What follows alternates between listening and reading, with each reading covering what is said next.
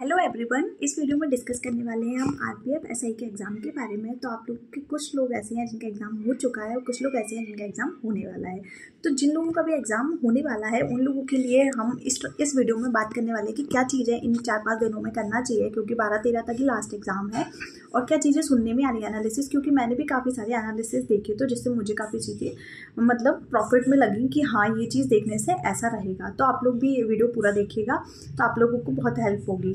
तो सबसे पहले तो मैं बात करती हूँ कि आपको किस क्रम में, किस सीक्वेंस में सेट को सॉल्व करना है। क्योंकि देखिए, जब मैंने भी काफ़ी सारे मॉक टेस्ट लगाए, कम से कम मैंने 70-80 मॉक टेस्ट लगाए होंगे, तो उसकी मैंने जब नोटिस किया कि एक वीडियो मैंने देखा तो उसमें एक लड़की है जिसने बताया कि वो भी हमेशा रीजनिंग को फर्स्ट प्रायोरिटी में करती थी और मतलब जीएस करने के बाद रीजनिंग और देन मैथ करती थी। पर जब वो एग्ज़ाम देने गई तो जो क्वेश्चंस थे ना उसके जीएस के, वो काफ़ी ज़्यादा हार्ड थे। तो 4-5 क्वेश्चन बहुत ज़्यादा हार्ड थे।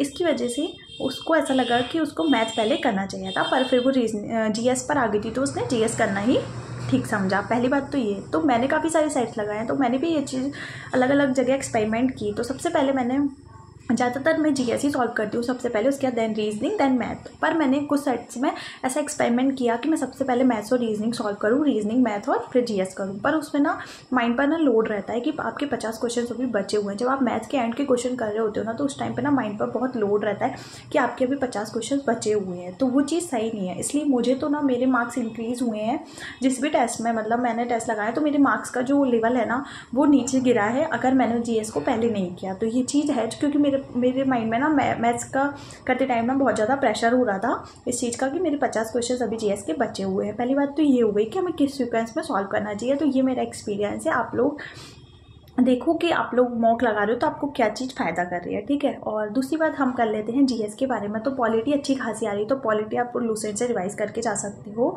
साथ ही साथ जो है पॉलिटी के अलावा अगर आप चाहते हो, जैसे कि आर्टिकल्स रिवाइज करोगे आप लोग, पर अगर आप चाहते हो ना कि आपके नंबर थोड़े ज़्यादा इंक्रीज़ हो क्योंकि पोस्ट काफ़ी कम है, तो आप क्या कर सकते हो, आपको करंट पढ़नी है। अभी 4-5 दिनों में जिसका भी एग्ज़ाम 12-13 में है वो करंट डिटेल में पढ़े थोड़ा, क्योंकि करंट के 12 क्वेश्चन आ रहे हैं और 12 नंबर बहुत ज़्यादा होते हैं ना, क्योंकि आप 1-2 तुक्के भी लगाते हो और अगर आप माइनस मार्किंग में चले जाते हैं, इसलिए आपको करेंट को थोड़ा सा देख कर चलना पड़ेगा। तो करेंट की बात होगी। बाकी हर टॉपिक से, जैसे कि आपको मॉडर्न हिस्ट्री की डेट्स वगैरह देख कर जानी है, ज्योग्राफी से नदियाँ पर्वत पहाड़ वगैरह देख कर ही जाने पड़ेंगे। और साथ ही साथ जो है वनस्पति विज्ञान, जिम्नोस्पर्म वगैरह, वो सारी चीज़ें, उनके एग्जाम्पल्स वगैरह भी देख कर जानी चाहिए, क्योंकि वो टेस्ट में आ रहे हैं और उनका ये पैटर्न है तो वो इस बार भी पूछ सकते हैं, ठीक है।